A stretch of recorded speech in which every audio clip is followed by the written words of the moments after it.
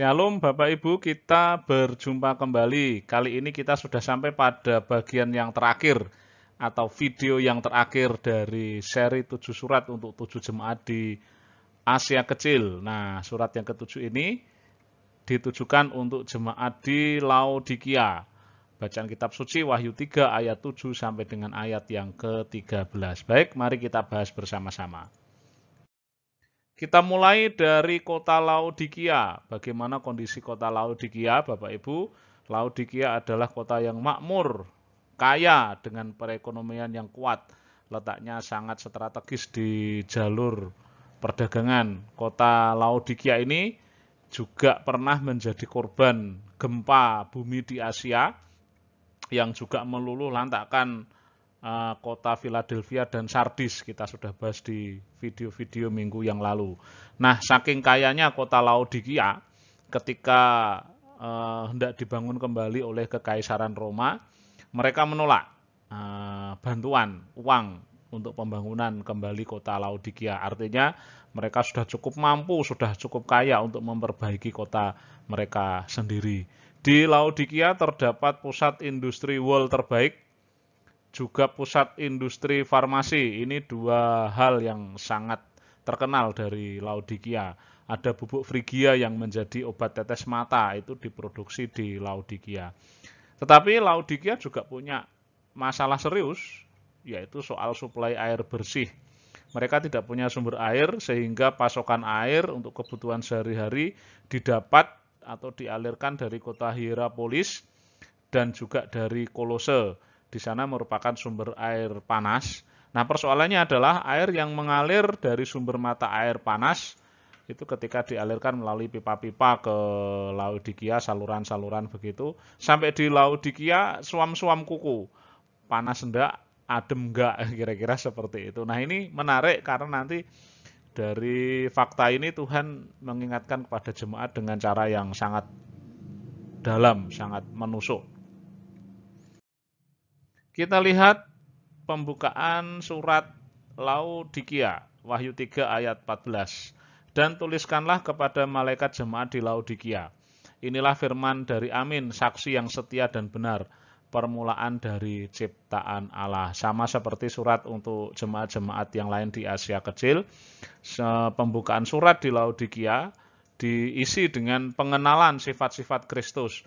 Dalam surat ini, Kristus diungkapkan sebagai yang pertama sebagai Sang Amin, kemudian sebagai saksi yang setia dan benar, dan juga sebagai permulaan dari ciptaan Allah.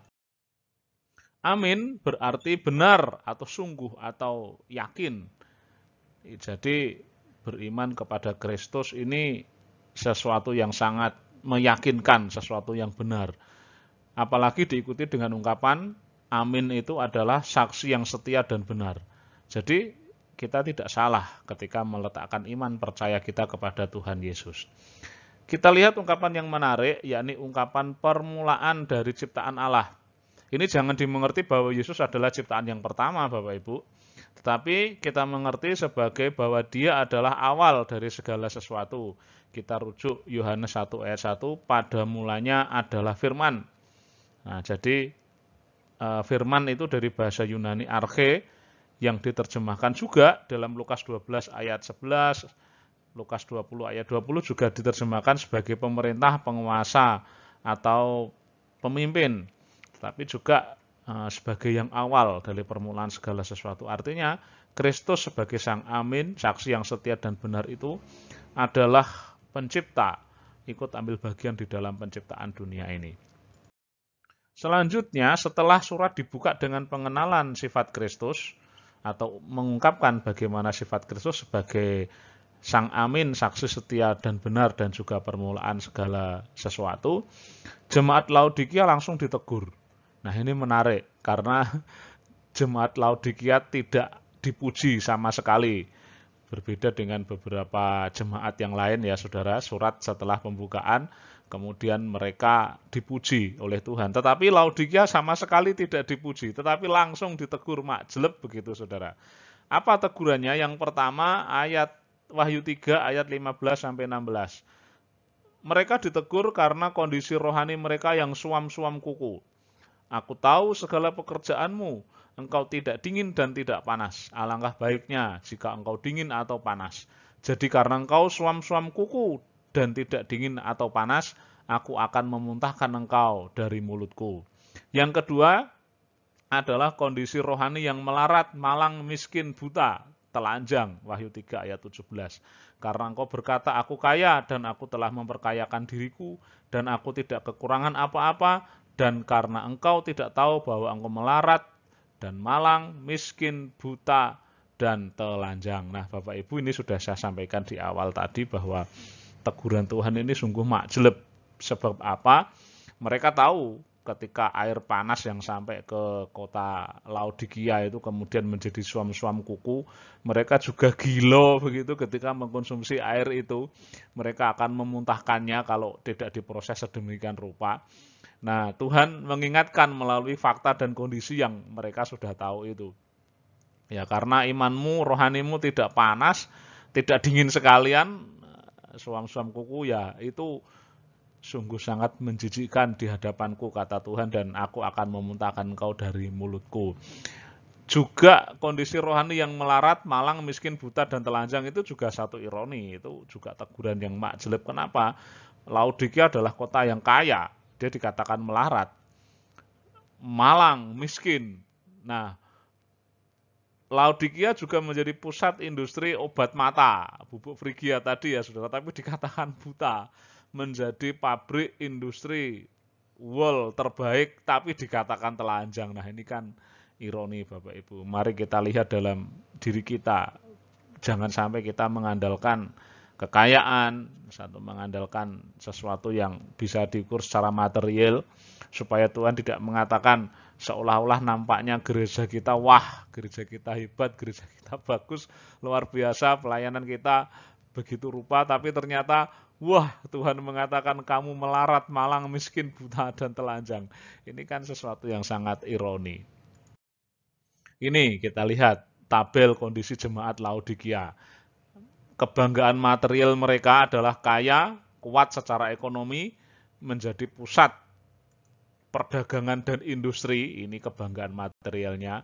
Tapi kita bisa melihat bagaimana keadaan rohani sebenarnya. Mereka melarat, malang, dan miskin rohaninya.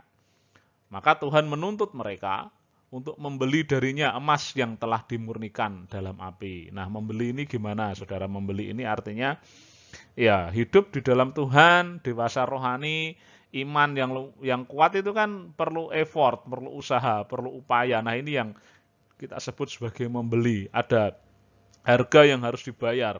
Ketekunan kita, kegigihan kita, pengorbanan kita untuk mencapai satu kondisi rohani seperti emas yang telah dimurnikan di dalam api. Kira-kira seperti itu. Kemudian yang kedua, kebanggaan material mereka adalah penghasil jubah wol hitam terbaik, halus dan mengkilat. Tetapi keadaan rohani mereka sebenarnya adalah telanjang secara moral. Maka Tuhan sekali lagi berkata membeli darinya pakaian putih. Nah, membeli pakaian putih. Membeli ini kan perlu effort juga ya saudara, perlu usaha. Yaitu pakaian putih, satu kekudusan, memelihara kekudusan itu kan perlu usaha yang luar biasa. Dan jemaat tidak boleh kemudian dingin gitu kan, harus panas gitu saudara. Jangan kuas suam-suam kuku juga, malah nanti dimuntahkan oleh Tuhan. Kebanggaan material mereka pusat industri farmasi obat mata, tetapi mereka dikatakan buta mata hati. Maka Tuhan meminta mereka, menuntut supaya mereka membeli daripadanya obat mata atau minyak untuk melumasi mata mereka. Itu kondisi jemaat Laodikia ketika kita lihat dalam tabel ini. Apa yang Tuhan tuntut dari jemaat Laodikia? Wahyu 3 ayat 10 sampai 20. Tadi sudah kita lihat di dalam tabel ya saudara. Membeli dari Tuhan emas, pakaian putih dan minyak untuk melumasi mata ayat 18. Tuhan juga menuntut jemaat rela hati dan bertobat ayat 19.